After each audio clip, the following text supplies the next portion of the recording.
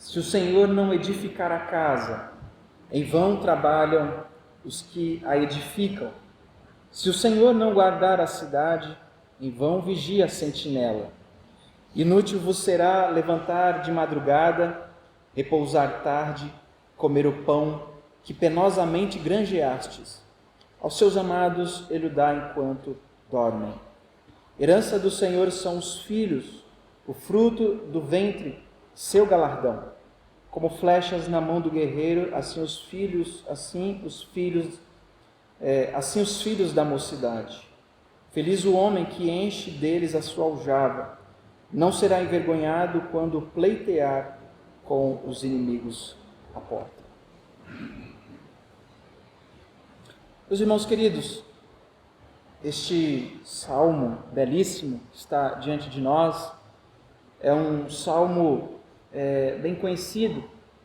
É um salmo que se encaixa na estrutura dos 15 salmos chamados de salmos de ascensão, que vão dos salmos 120 até o salmo 134, e que compõem uma série de canções ou hinos antigos que eram entoados pelos peregrinos, quando estes então estavam em jornada para Jerusalém, para participarem das festas comemorativas ali de Israel e também dos dias santos.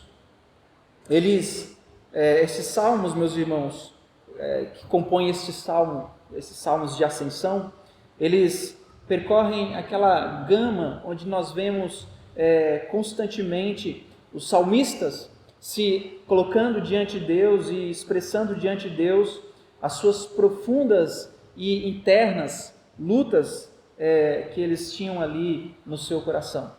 Nós vemos aqui os salmistas apresentando sentimentos de solidão, os sentimentos de separação, o desejo intenso que eles tinham de estar na presença do Senhor, de estarem reunidos com o povo do Senhor. No Salmo 120, nós vemos a exclamação, na verdade o pedido de socorro que o salmista faz, né? Ele fala assim: levantarei os meus olhos para os montes, de onde me virá o socorro. No Salmo 121 ele fala da alegria quando aqueles o convidassem para estarem na casa do Senhor. Então ele diz: alegrei-me quando me disseram, vamos à casa do Senhor.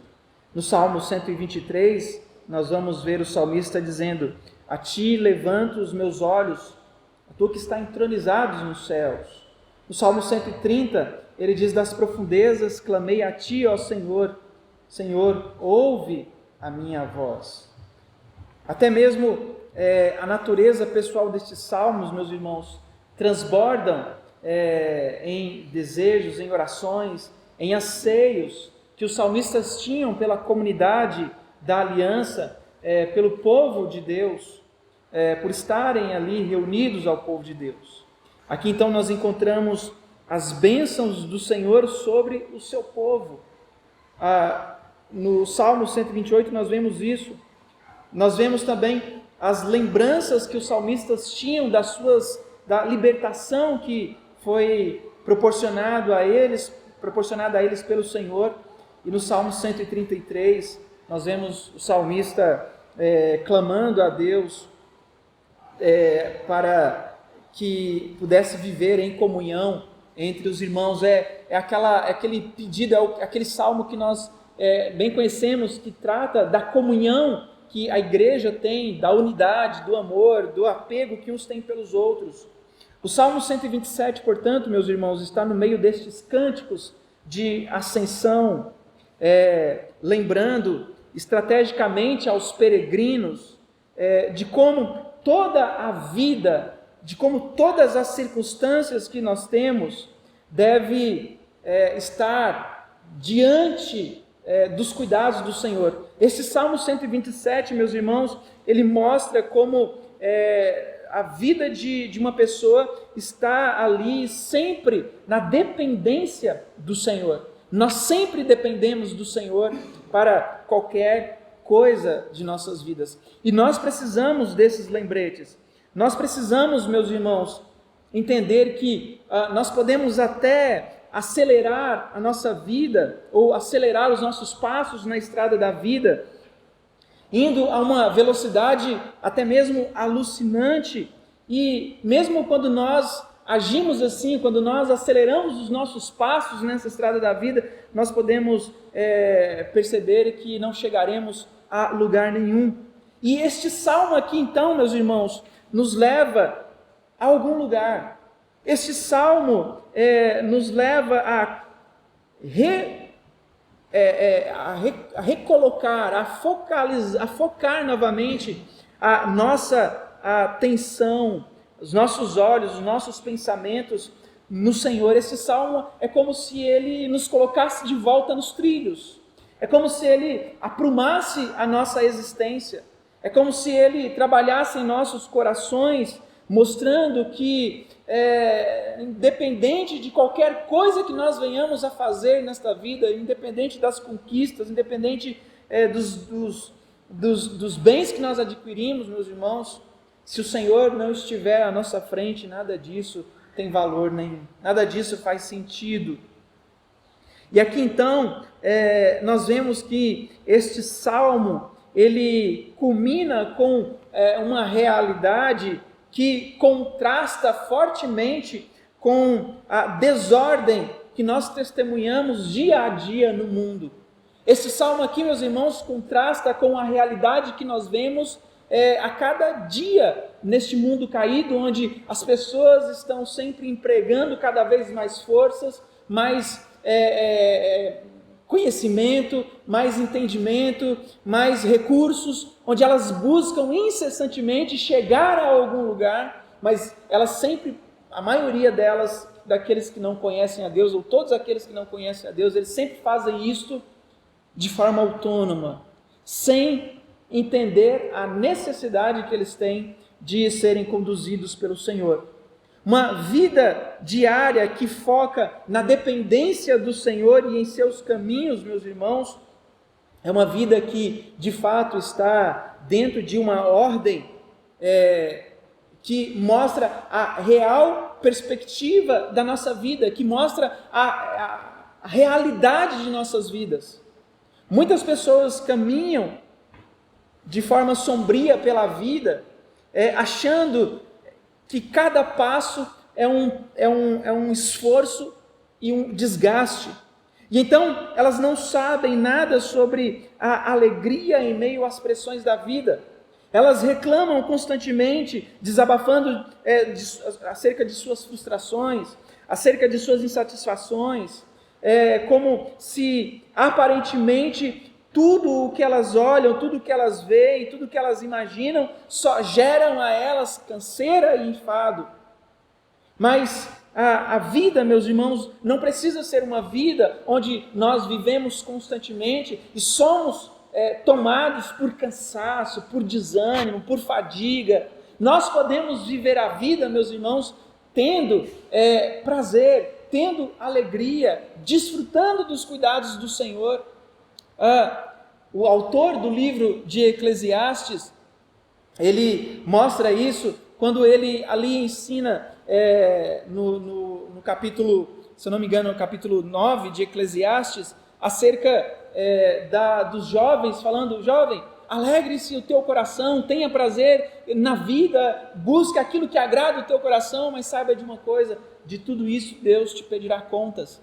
Nós precisamos entender, queridos irmãos, que quando nós somos conduzidos por Deus, direcionados por Deus, o nosso coração precisa encher-se de alegria e de prazer nas coisas que o Senhor Deus proporciona a nós. Nós precisamos encontrar em meio às dificuldades, em meio ao trabalho, em meio às fadigas, aquilo que de fato proporciona prazer e alegria em nós. E quando nós sabemos que o Senhor é quem nos conduz, quando nós temos em mente que o Senhor é quem nos sustenta, que é o Senhor que nos dá os recursos, que é o Senhor quem nos fortalece, nós podemos perceber que não estamos andando sozinhos neste mundo e, portanto, conduzidos pelo Senhor, nós podemos encher o nosso coração de alegria, de prazer naquilo que o Senhor nos dá.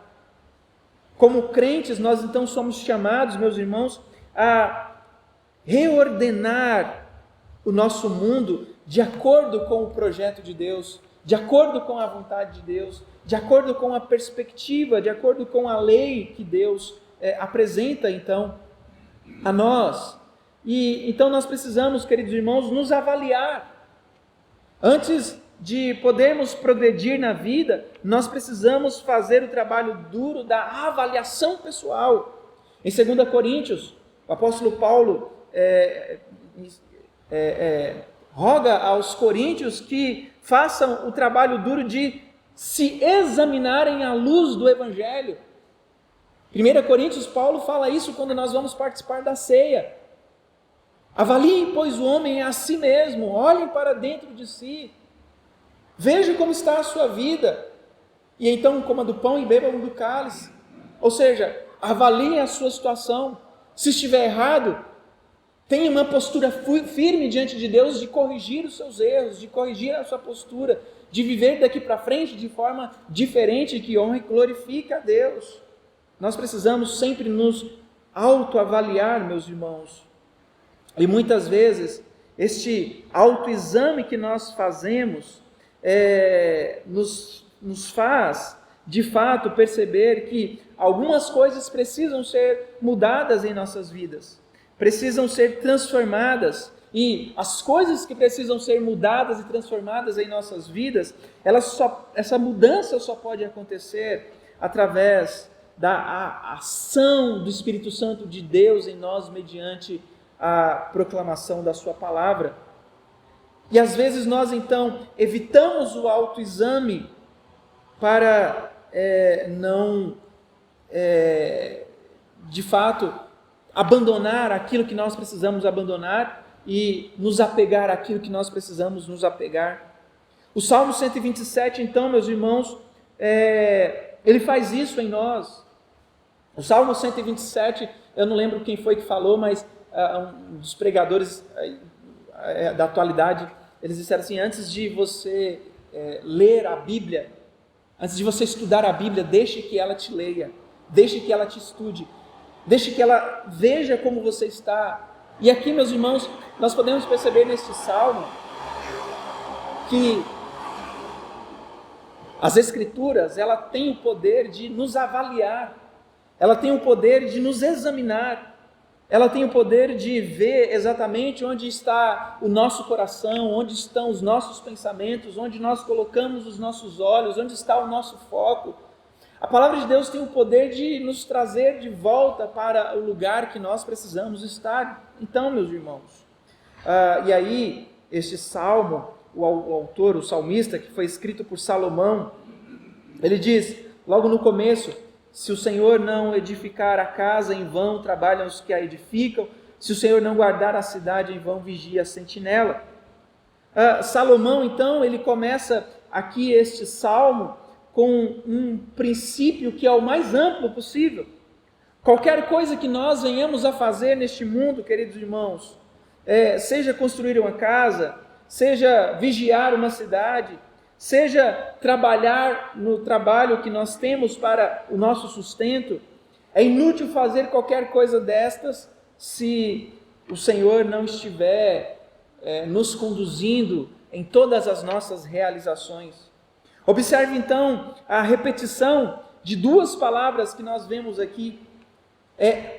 Se o Senhor, e aqui nós podemos então entender a palavra a menos que, e também a expressão em vão. A menos que o Senhor esteja fazendo isso, a menos que o Senhor esteja conosco no nosso trabalho, a menos que o Senhor esteja conosco na edificação da nossa casa, a menos que o Senhor esteja conosco em tudo aquilo que nós fizermos, em vão será fazer qualquer coisa.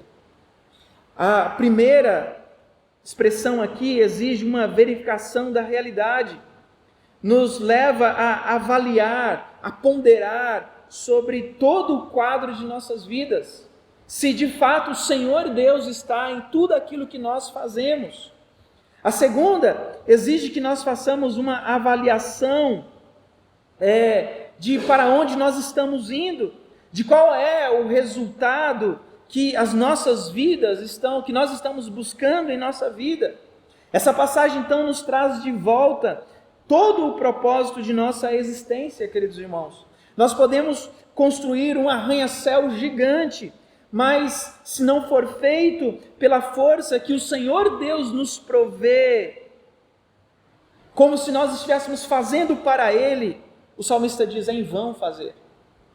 É em vão vocês fazerem qualquer coisa se o Senhor Deus não estiver envolvido em toda aquela obra que vocês estão realizando. Então não há satisfação neste feito, meus irmãos, que é aparentemente notável. Mesmo que nós realizemos coisas em que dessas realizações nós recebamos elogios dos homens, que nós satisfazemos os anseios mais profundos da nossa alma, mas se o Senhor Deus, meus irmãos, não estiver envolvido, é inútil. Nós vivemos hoje em um mundo onde estamos cercados de homens e mulheres que são consideradas pessoas de sucesso no mundo. Aqueles que servem de modelos, né? Mas quando nós olhamos para as suas vidas, meus irmãos, para a vida de muitas dessas pessoas que hoje são consideradas pessoas de sucesso, que hoje são consideradas pessoas modelos, dignas de imitação, nós vemos as suas vidas e nós percebemos a total miséria em que a vida dessas pessoas se encontra, a total insatisfação que essas pessoas têm ali em meio a um sucesso aparente. Não é estranho ver como a embriaguez, o vício das drogas, famílias desfeitas, casamentos despedaçados e uma série de misérias, meus irmãos, seguem a ideia de sucesso no mundo. Pessoas que estão com as suas vidas completamente destruídas, mas elas são modelos, são os influenciadores, são aqueles que estão ali como modelos para serem seguidos pelos jovens, são como aqueles padrões de desejo para aqueles que já estão mais vividos, e assim por diante, meus irmãos.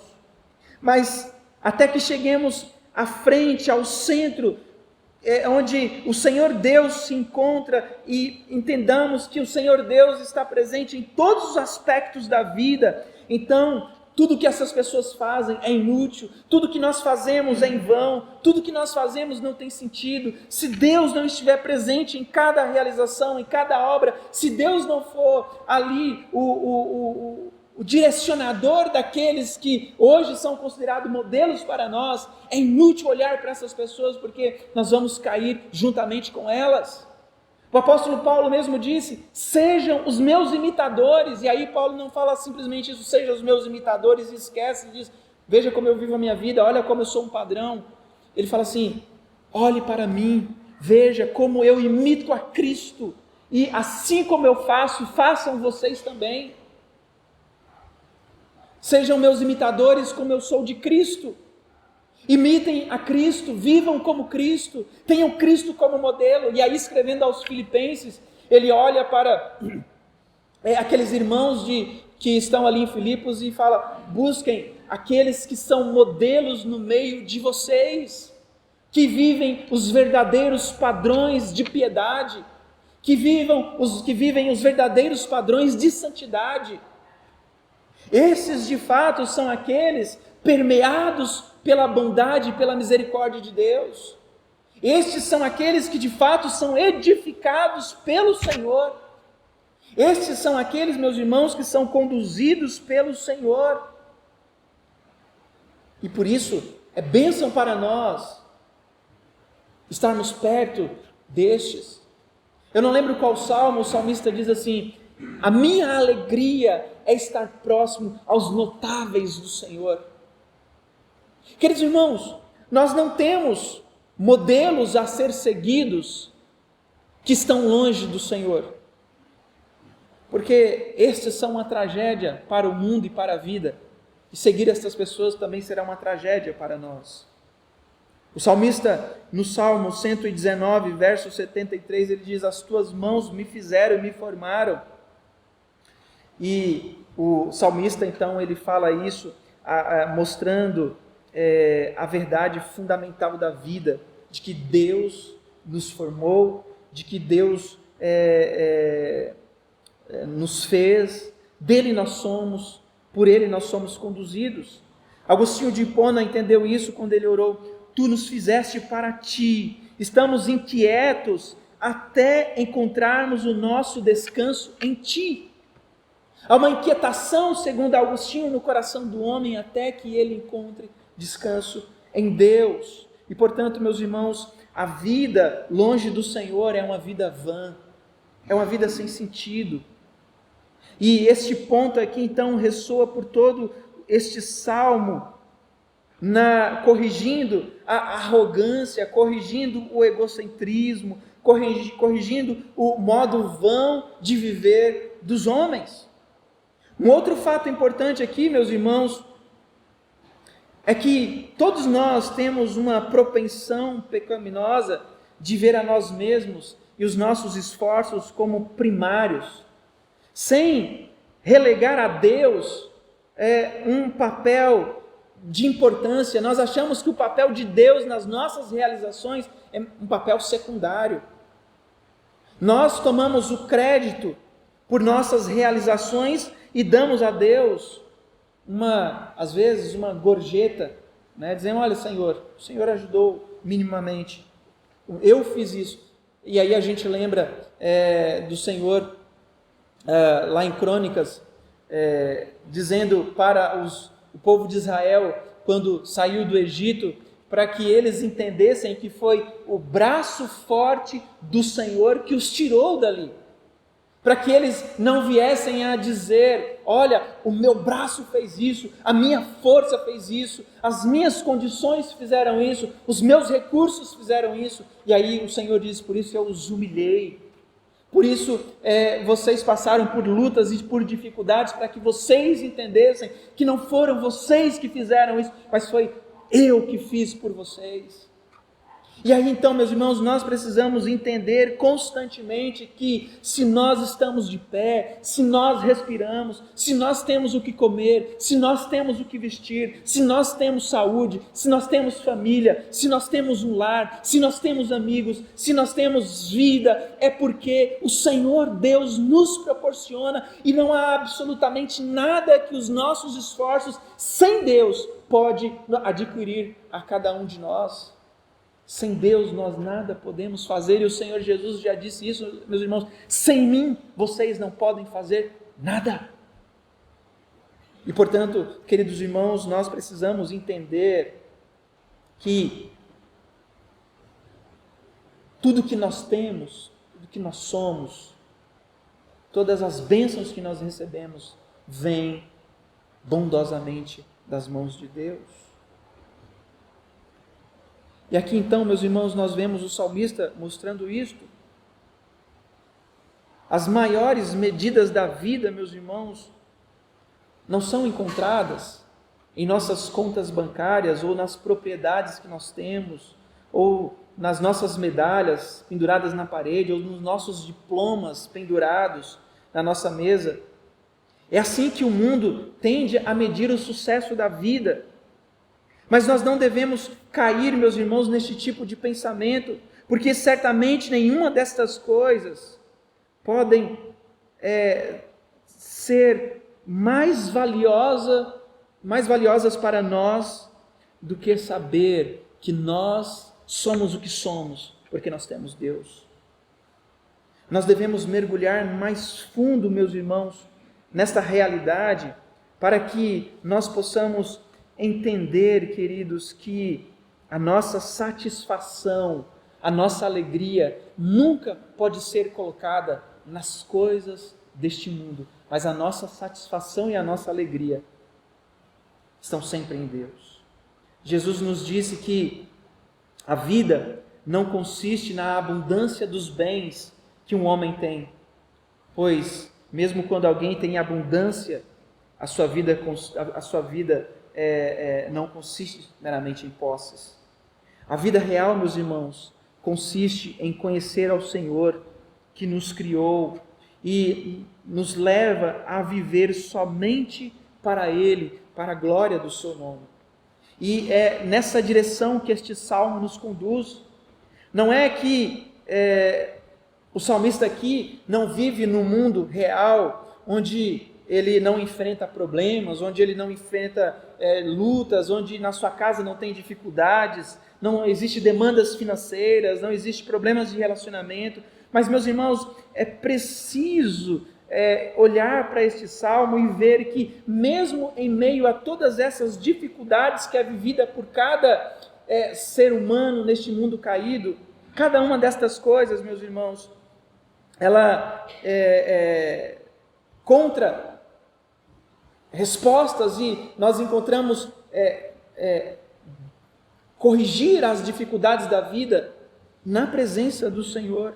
E aqui então o salmista se concentra em devolver uma disposição correta da vida. E por disposição correta eu quero dizer a maneira como você se enquadra na vida, as inclinações da sua mente, as suas atitudes, as suas ambições, as suas buscas. E aí então ele diz: se o Senhor não edificar a casa, em vão trabalham os que o edificam. Se o Senhor não guardar a cidade, em vão vigia a sentinela. Ele começa com a experiência da vida que serve de exemplo, de modelo para toda a vida. E neste caso aqui, meus irmãos, ele menciona a construção de uma casa, a guarda de uma cidade, a ocupação, o trabalho da vida. Cada um de nós deve ter um lugar para viver, cada um de nós deve ter a sensação de que nós temos segurança nesta vida.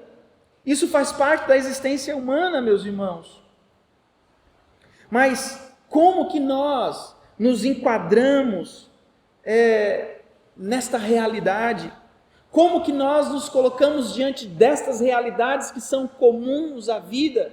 Como que nós nos colocamos dentro da realidade, meus irmãos, de que nós precisamos de uma casa, de que nós precisamos de sustento, de que nós precisamos de pão? Como que nós nos colocamos dentro da realidade de que nós precisamos viver em segurança neste mundo cheio de pecado, cheio de maldade? Queridos irmãos, nós precisamos entender que, por mais que nós nos esforcemos para buscar segurança, conforto, estabilidade nesta vida, tudo isso, meus irmãos, não pode ser vivido longe da presença do Senhor. Porque a nossa vida não é sobre os bens, a nossa existência não está fundamentada sobre as posses, mas a nossa existência é sobre a vida que nós temos em Deus. E é isso que o salmista então nos ensina. Em outras palavras, nós trabalhamos na esfera daquilo que nos foi confiado. Trabalhar, meus irmãos, faz parte da nossa existência. Deus trabalhou na construção, quando Ele criou todo este mundo, e o Senhor Jesus diz, o meu Pai trabalha até agora. Deus trabalhou intensamente ao construir, ao criar este mundo em 6 dias, e descansou no 7º, mas Ele não parou o seu trabalho quando concluiu a criação do mundo. Ele continua trabalhando através da obra da providência, na manutenção deste mundo. Cristo veio a este mundo e Ele trabalhou intensamente. Ele dignificou o trabalho para que o trabalho possa ser uma fonte de bênção, de estabilidade e de sustento para o seu povo. Antes da queda, meus irmãos, o homem já trabalhava. O trabalho não passou a existir no mundo como sendo uma consequência do pecado. Não, Deus criou o homem, colocou no jardim e disse: cuide deste jardim, administre este jardim. Está aqui, tudo o que tem aqui é para que vocês trabalhem em tudo isso. Deus criou o trabalho e nos deu para que nós pudéssemos encontrar, através do trabalho, a satisfação. E, queridos irmãos, você já notou como grande parte da ênfase dos nossos dias é voltado para evitar o trabalho? Vocês já perceberam que, de forma errada, as pessoas, a maioria delas, tem dificuldade com a segunda-feira? Chega a segunda-feira, as pessoas falam assim, nossa, amanhã já é segunda-feira, vou ter que acordar cedo para trabalhar, e a semana é difícil, a semana é pesada, aí já começa a semana com um pensamento já, uma predisposição negativa acerca daquela semana que está começando, porque é uma semana pesada de trabalho. Mas quando chega a sexta-feira é festa, oba, é sexta-feira, nós vamos descansar, nós vamos nos divertir. Então, o pensamento das pessoas hoje em dia gira em torno do momento em que encerra as suas atividades de trabalho, e é um peso para elas quando começa a semana de trabalho. A recreação, o lazer é enfatizado muito mais do que o trabalho. O trabalho é visto, meus irmãos, como um mal necessário apenas para nos fornecer aquilo que é necessário para a nossa sobrevivência e para saciar as nossas necessidades e os nossos prazeres. Mas o salmista aqui desafia o nosso ponto de vista, nos fazendo olhar para o trabalho e desfrutar do trabalho, dos recursos que nós adquirimos do trabalho, mas sempre andar na dependência do Senhor. Nossas mãos que trabalham na construção de uma casa, meus irmãos, elas precisam entender que nós trabalhamos ali, mas se o Senhor não estiver conosco, se o Senhor não estiver à nossa frente, se o Senhor não nos abençoar naquilo que nós fazemos, se não for para a glória de Deus, é em vão, não serve para nada. Portanto, nós devemos considerar como toda a vida passa por detalhes, e todos os detalhes de nossas vidas, meus irmãos, em tudo aquilo que nós fazemos, precisa ser vivido na dependência do Senhor. Nós podemos construir lares maravilhosos, nós podemos conquistar os nossos planos, meus irmãos, mas a menos que o Senhor nos capacite por sua graça, tudo que nós fazemos é em vão. Se não está ali, naquilo que nós fazemos não for para a glória do Senhor, se for apenas por uma ambição egoísta, não tem valor nenhum diante de Deus. Por isso o objetivo de cada parte da vida, meus irmãos, é que nós vivamos a nossa vida para a glória do Senhor. Isso é o que calibra as nossas ambições, isso é o que calibra as nossas motivações, os nossos planos, os nossos desejos. Mas se todas as nossas ambições que nós buscamos, meus irmãos, produz apenas um ganho temporal, produz apenas uma satisfação temporária, qual é o prazer que nós temos? Qual é o bem que nós temos ao adquirirmos estas coisas? Deus, meus irmãos, é aquele que recebe a glória em tudo aquilo que nós conquistamos. Tudo que nós fazemos não é buscando satisfazer os prazeres do nosso coração, mas é, antes de tudo, glorificar a Deus através de tudo aquilo que nós conquistamos. Então nós precisamos nos perguntar sempre quando nós vamos realizar qualquer trabalho, sempre quando nós vamos estudar para qualquer coisa, sempre quando nós vamos buscar qualquer coisa, meus irmãos, qualquer meio de crescimento financeiro, material nesta vida, nós devemos nos perguntar se o nosso objetivo se concentra em uma autoglorificação, em uma autoestima, em um desejo próprio, ou se concentra na glória de Deus. Por que nós estamos desejando aquilo que nós estamos desejando? Por que nós estamos buscando aquilo que estamos buscando? É para apenas o nosso conforto, ou é para que Deus seja glorificado através de nossas vidas? Aqui o salmista, meus irmãos, ele não está dizendo que nós não podemos trabalhar, ele não é contra o trabalho aqui, ele só está colocando as coisas no lugar certo, ele só está tirando ali aqueles ídolos que nós temos em nosso coração, ele está colocando o trabalho no lugar do trabalho e Deus no lugar de Deus. Ele está mostrando, meus irmãos, que tudo que nós fazemos precisa ser para a glória de Deus. É Deus quem nos abençoa, é Deus quem nos sustenta, é Deus quem nos dá todos os recursos. E por isso, se em tudo aquilo que nós fizermos, nós não considerarmos Deus, é em vão, é inútil, não serve para nada. E aí então ele diz no versículo 2: inútil vos será levantar cedo, deitar tarde, comer o pão que penosamente granjeastes, porque aos seus amados ele dá enquanto dormem. O salmista aqui, meus irmãos, ele retrata uma pessoa que está empenhada em alcançar as realizações da vida, em ter mais e mais na vida. E então essa pessoa, em busca das realizações da vida, ela tem até mesmo o seu sono afetado. Ela não consegue, de fato, colocar a sua cabeça no travesseiro e descansar.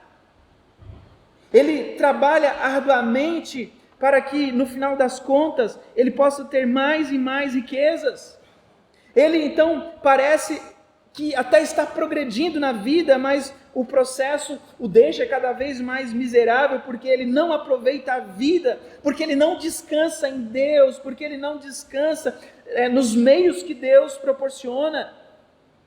E aí o salmista está dizendo: olha, é inútil você levantar de madrugada, é inútil você dormir tarde da noite, é inútil você comer o pão que penosamente, que você luta tanto para conquistar, porque Deus dá aos seus enquanto eles dormem, enquanto eles descansam, enquanto eles confiam na provisão de Deus. E aí então, meus irmãos, nós percebemos e entendemos que nós nos cansamos, que a fadiga toma conta do nosso corpo, que nós precisamos entender que o corpo precisa de descansar, porque nós somos pó, nós somos frágeis, nós somos fracos, nós precisamos dormir, porque se nós não dormirmos, nós não aguentamos as jornadas de trabalho. Mas nós temos um Deus que não dorme, porque ele não se cansa e nem se fatiga. Ele não dorme, como o próprio salmista diz, o guarda de Israel não dorme. Ele está ali o tempo todo vigiando, ele está ali o tempo todo trabalhando, ele está ali o tempo todo atuando. E aí, quando nós colocamos a nossa cabeça no travesseiro, quando nós dormimos, quando nós descansamos, meus irmãos, é aquele momento que Deus nos dá para que nós entendamos que nada depende de nós. Deus, meus irmãos, nos dá o sono da noite para que nós possamos tirar de nossas mãos toda a ansiedade, para que nós possamos entender que, por mais que nós lutemos, corremos e busquemos as coisas, nós precisamos encontrar um momento de descanso, e enquanto nós estamos descansando, Deus está cuidando de nós, Deus está nos suprindo em todas as coisas, e portanto nós precisamos manter os nossos corações em sintonia com Deus. Nós precisamos buscar no Senhor a graça e a força, meus irmãos, em tudo, pois Ele é o Deus que faz todas as coisas, Ele é o Deus que faz com que todas as coisas cooperem para o bem daqueles que o amam, Ele é o Deus que sustenta o seu povo. E portanto, meus irmãos, o salmista está aqui dizendo: você pode se estressar, você pode se angustiar, você pode se preocupar, você pode ficar ansioso, você pode lutar, se esforçar constantemente para comer o pão que é fruto de muito cansaço, é inútil tudo isso, porque Deus dá aos seus amados. E o próprio Senhor Jesus, Ele diz isso, Ele diz: por que vocês andam ansiosos quanto ao que há vez de comer, quanto ao que há vez de beber, quanto ao que há vez de vestir? Vejam as aves, elas não plantam, elas não colhem, mas Deus as sustentam. Vejam os lírios nos campos, nem Salomão em toda a sua glória se vestiu como qualquer deles. O apóstolo Pedro lhe diz: lançai sobre o Senhor toda a vossa ansiedade. Queridos irmãos, Nós precisamos aprender em Deus a descansar, sabendo que Ele é quem cuida de nós, é quem nos sustenta, é quem nos dá os recursos, é quem nos dá o pão de cada dia. O povo de Israel no Egito, eles não precisavam trabalhar no deserto, eles não precisavam plantar, eles não precisavam colher, porque Deus constantemente lhe mandava o pão do céu, as codornizes, a água. E parece que o povo, depois de 40 anos, começou a enjoar daquilo, né? Perceba como o povo, meus irmãos, a gente olha para o povo de Israel no deserto e a gente vê a nós mesmos ali naquele povo. Porque eles estão peregrinando e aí eles viram coisas extraordinárias acontecendo desde o momento em que eles estavam no Egito. Eles viram Deus mandando as pragas, eles viram Deus abrindo o mar, eles viram Deus mandando a nuvem durante o dia para protegê-los do calor, a tocha de fogo à noite para proteger do frio e das trevas do deserto. Mas aí, diante de uma situação qualquer ali, eles olham para Moisés e falam assim: Moisés, melhor seria ficarmos no Egito. Você nos trouxe aqui, Moisés, para morrermos. Moisés, nós não temos água. Moisés, nós não temos isso.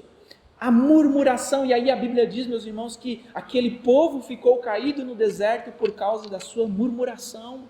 Eles murmuravam constantemente, eles desejavam as panelas, os pepinos do Egito. Eles desejavam a comida da escravidão do que o pão proporcionado por Deus em meio à liberdade e ao cuidado de Deus. E parece que aquele povo é o ser humano, somos nós. Porque nós somos assim, meus irmãos. Qualquer coisa nós já fraquejamos, nós já nos preocupamos, nós já esquecemos isso daqui. Nós esquecemos que Deus nos sustenta enquanto nós descansamos. E aí, eu não lembro, alguém escreveu um livro dizendo assim: Deus trabalha no turno da noite, Deus trabalha durante o dia, Deus trabalha constantemente. O próprio salmista, no Salmo 139, se eu não me engano, ele diz: para Deus não existe dia e não existe noite, porque o dia e a noite para Ele são a mesma coisa. Ele não se cansa, Ele não se fatiga, meus irmãos. Portanto, nós somos informados aqui que tudo que nós fazemos em busca de fins egoístas, de nos mantermos apenas para saciar os nossos prazeres, é caminhar numa direção errada. E aqui nós vemos esta realidade proporcionada pelo Senhor de que Ele nos sustenta em todo o tempo. Ele dá aos seus amados. Percebam aqui essa grande realidade que o salmista apresenta aqui, queridos irmãos. Porque aqui o salmista não está dizendo assim: olha, Ele dá a qualquer pessoa enquanto elas estão dormindo. Mas Ele está dizendo: Ele dá aos seus amados. Ele dá ao seu povo. O povo de Deus, os crentes, meus irmãos, são especiais para Deus. Deus cuida de cada um de nós.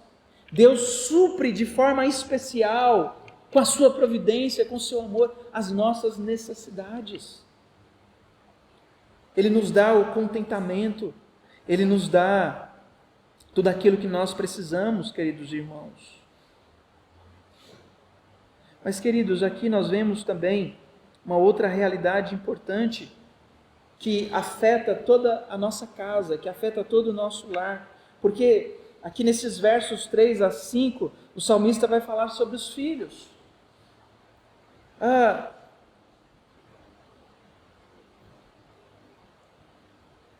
Aqui, meus irmãos, nós vamos ver como que é interessante esta forma que o Senhor Deus cuida de nós em todas as coisas.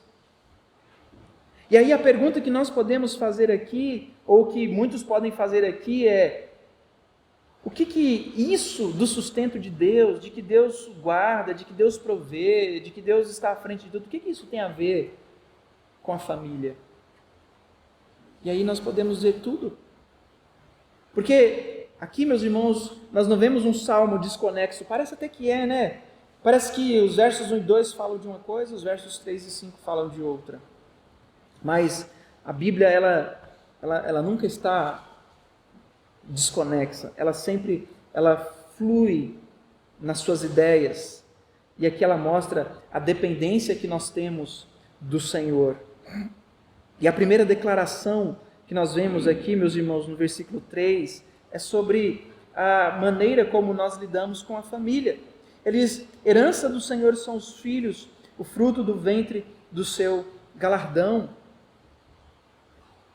Os filhos, meus irmãos, é o legado que as famílias têm. Os filhos são como herança do Senhor, são o presente de Deus. E aqui nós vemos a declaração que o salmista faz desta herança. Aquilo que é dado por Deus, portanto, como herança, deve ser valorizado. Nós precisamos valorizar não apenas os recursos, as coisas materiais que o Senhor nos dá, mas nós precisamos valorizar todas as bênçãos do Senhor e a herança que Ele colocou em nossas mãos, porque os filhos são como presente.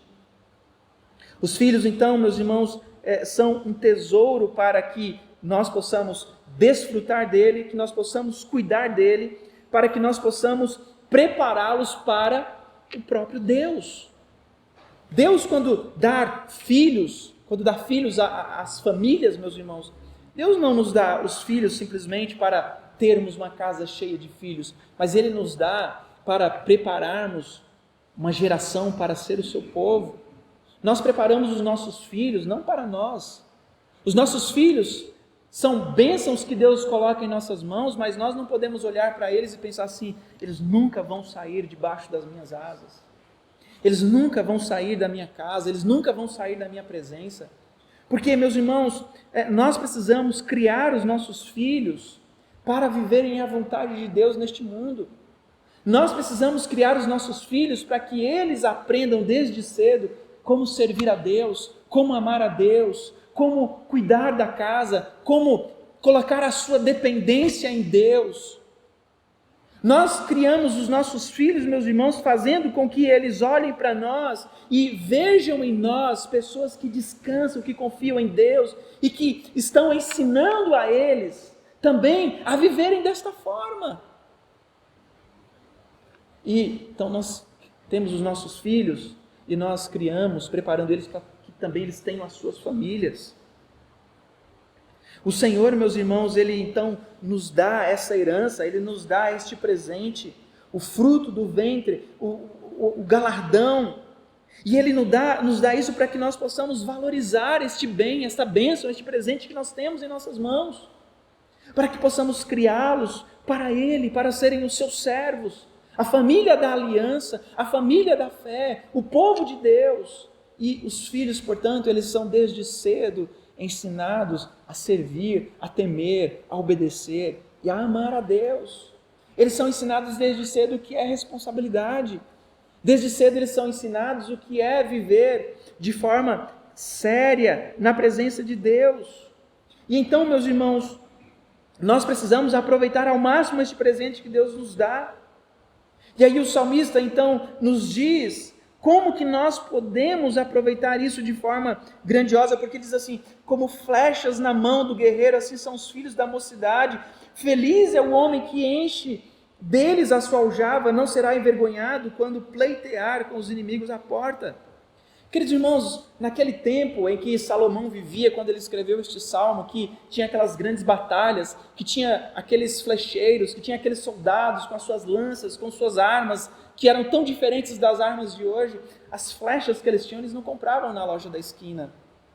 Eles iam lá na mata, eles pegavam os galhos das árvores, eles preparavam aquele material, eles então iam lá, afinavam aqueles galhos, eles faziam as suas flechas, eles deixavam aquilo ali lixado, fino, pronto para ser uma arma potente, uma arma que, quando atingisse o inimigo, pudesse então pôr fim à vida dos inimigos.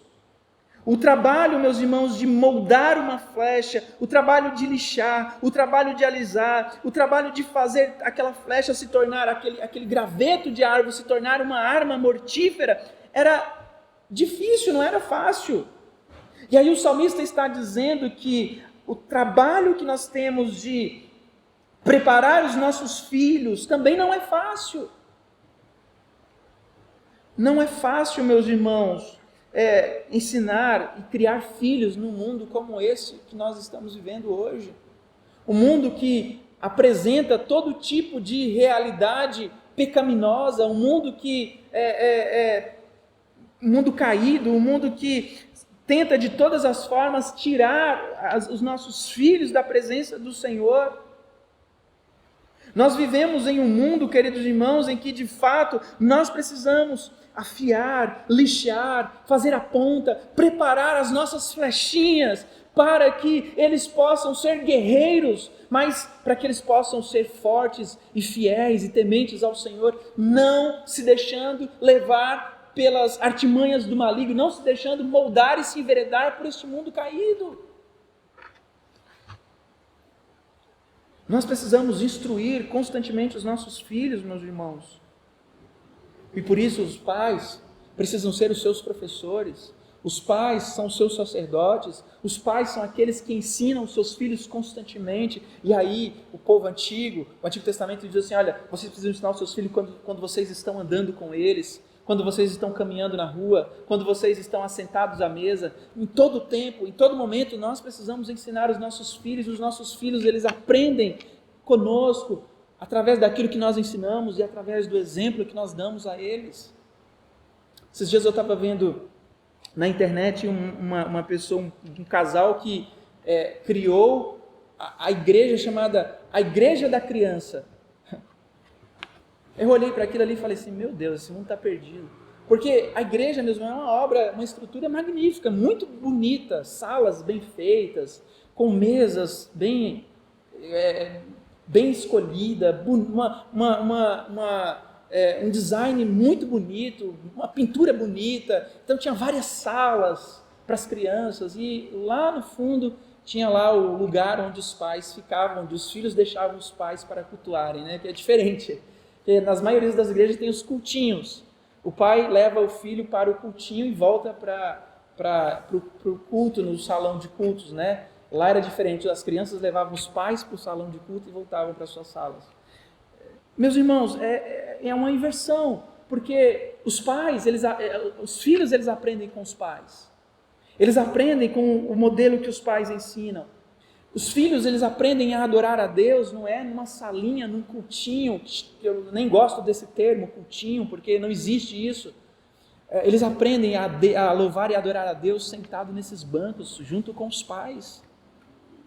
A criança desde cedo, ela precisa ter reverência a Deus. Ela precisa saber o momento de sentar, o momento de levantar, o momento de fechar os olhos, o momento de cantar, o momento de orar, o momento de ler a Bíblia, o momento de ouvir a palavra de Deus.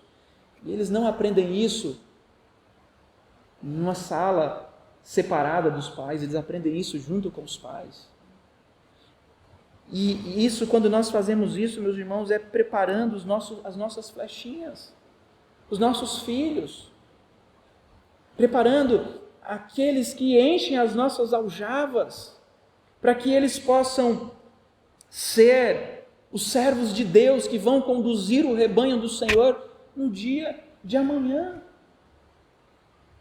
Queridos irmãos, eu fico triste em ver a geração desses dias, uma geração de jovens, de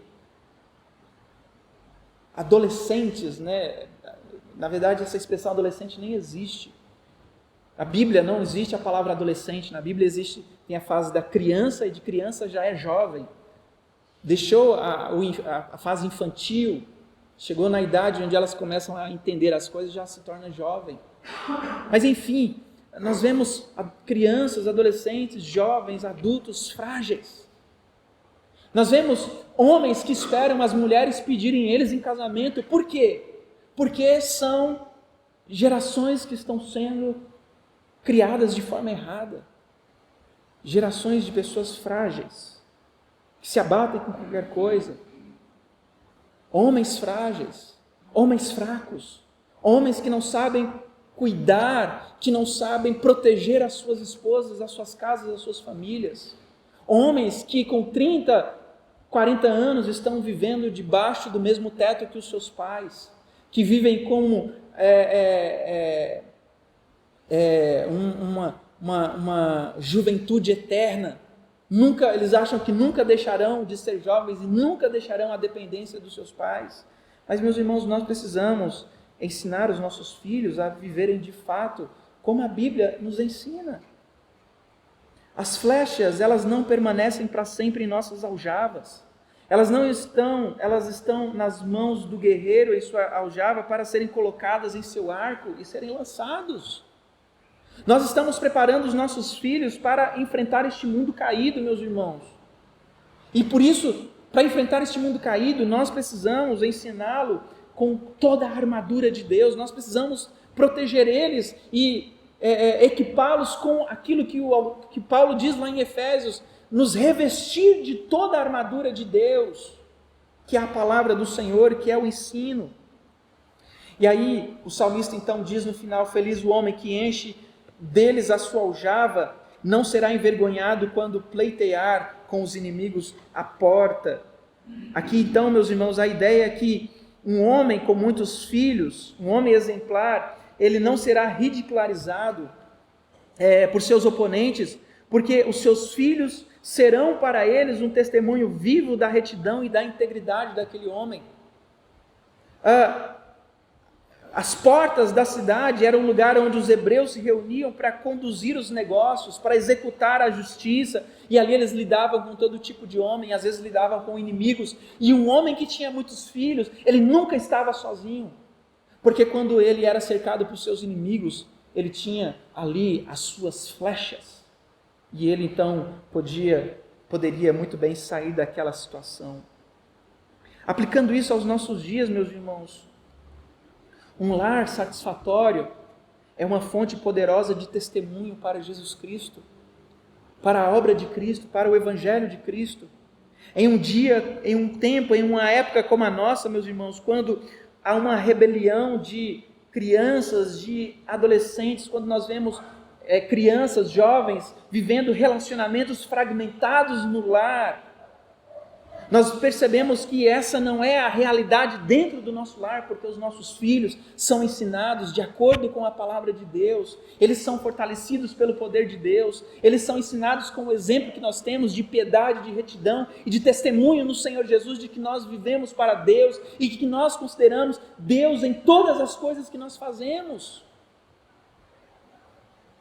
E por isso não há nada mais alegre ao coração de um pai ou de uma mãe crente, quando o seu filho chega em casa e fala assim: pai, hoje lá na escola a professora começou a falar de que nós viemos do macaco, e eu levantei na sala de aula e falei assim: professora, não é isso não, Deus nos criou. Ou pai, eu cheguei para uma amiguinha minha ou um amiguinho e falei de Jesus Cristo para ele, falei que Jesus Cristo veio ao mundo para nos salvar e perdoar dos pecados. Queridos irmãos, ver os nossos filhos crescendo, ver o testemunho que os nossos filhos dão, onde eles estão, testemunho de crianças crentes, de crianças saudáveis, de crianças que têm uma mente sã, de que vivem a infância, de que vivem a juventude, de que vivem cada fase da sua vida para a glória de Deus. Isso traz grande alegria aos nossos corações. Por isso, como pais, nós precisamos ensinar e educar os nossos filhos desta maneira, para que eles também possam ver que em tudo Deus as sustenta, Deus conduz as suas vidas, Deus os fortalece, para que os nossos filhos também vejam, meus irmãos, de que nós confiamos em Deus, porque nós não podemos dizer assim: olha, filho, eu confio em Deus, Deus está no controle, e aí diante de qualquer situação difícil nós já nos desesperamos. Nós precisamos sempre entender que se o Senhor não edificar a casa, em vão nós trabalhamos, se o Senhor não guardar a cidade, em vão vigia a sentinela, inútil é levantar de madrugada, repousar tarde, comer o pão que penosamente granjeaste, porque Deus dá a todos nós, em todo o tempo, tudo aquilo que nós precisamos. E a maneira como nós nos portamos diante de toda essa realidade é um testemunho vivo para todos aqueles que nos cercam, principalmente para os nossos filhos que estão conosco. Eles olham para nós e veem, de fato, meu pai e a minha mãe temem e amam a Deus, confiam em Deus em todo e qualquer situação. Pode ter certeza, meus irmãos, lutas nós sempre enfrentaremos. Dificuldades nós sempre vamos enfrentar neste mundo, nesta vida. Mas como é que nós lidamos com tudo isso? Como é que nós lidamos com as lutas, com as dificuldades, com os problemas da vida? Precisamos considerar Deus em todas as coisas. O nosso sustentador, o nosso Salvador, o nosso Deus poderoso que cuida de nós em todo o tempo. Ele cuidou de nós, meus irmãos, nos dando a salvação em Cristo Jesus, nos livrando da ira vindoura e nos dando a vida eterna. Hoje nós podemos nos colocar diante do Senhor confiados de que em momento algum Ele nos abandonará, porque Ele morreu por nós. O poder que Ele manifesta em nossas vidas para nos dar todas as coisas é o mesmo poder que foi exposto, manifestado na vida de Cristo, quando Deus ressuscitou Ele dentre os mortos, como a própria palavra do Senhor assim nos diz. Vamos fechar os olhos, meus irmãos. Vamos orar ao Senhor. Nos preparando também para este momento de ceia, na presença do Senhor.